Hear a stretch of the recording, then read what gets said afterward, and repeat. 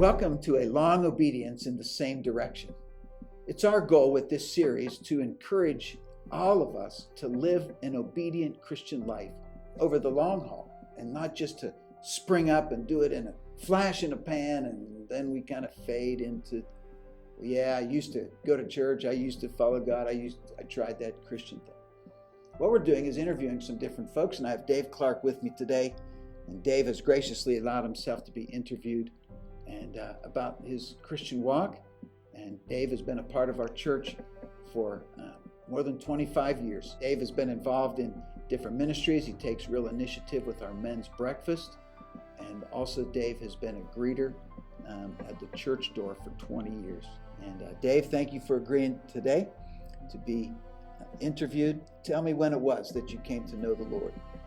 Well, it would have been February of 1988. February of 1988. Okay, so that's 28 and a half years that you've known the Lord.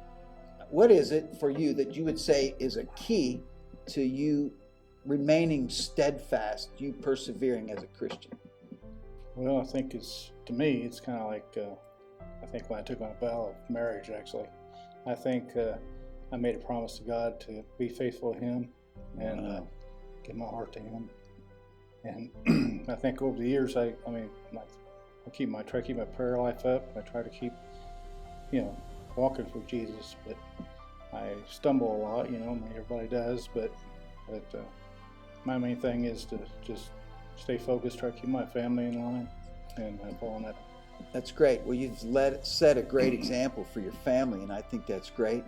You mentioned prayer as being important, and I don't know how many times you've come back to me and asked me about some prayer chain call that we've put out weeks or months earlier, and you've asked, hey, what's the follow-up? What's the response to that? And what I hear is Dave saying that prayer is an absolute key to sustaining his heart for God. And I think that's great. We've also talked about your commitment, and you viewed your devotion to God like you do your devotion to your wife, and that you made that salvation decision February of 1988. You were committing yourself to following the Lord, and I want to just emphasize that devotion as well and how you viewed that. And I think, again, we're looking at one of the keys to what has sustained you as a Christian over these years. Now, I've got to ask you, no doubt in these nearly 3 decades of walking with God, you've had some downtimes. And how did you pull yourself out of that spiritually, or how did you grow yourself out of those downtimes?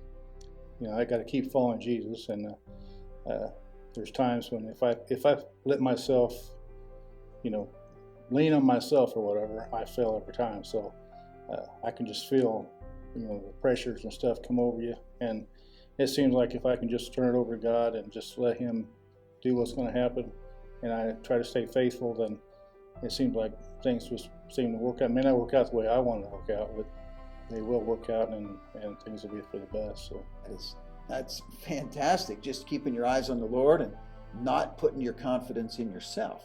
So I guess one final question for you, Dave. Just what keeps you going? I like serving. I like to meet everybody when they come up front. I feel like it's my way of helping others make a connection to come and see you and hear the message. If I can make them feel a little bit at home and not feel like we're standoffish or anything like that, then they can be a little more comfortable, hear the message, and maybe find God if they don't know Him, or be strengthened. Find just a welcoming church that they can call their home. So, man, that's great. Well, I love that you keep going, and I think 28 years is a great start. And we just encourage everyone. I think that 3 decades is a great start, and we're excited for where God's going to take Dave and how God's going to keep using him. And now back to the service, a long obedience in the same direction.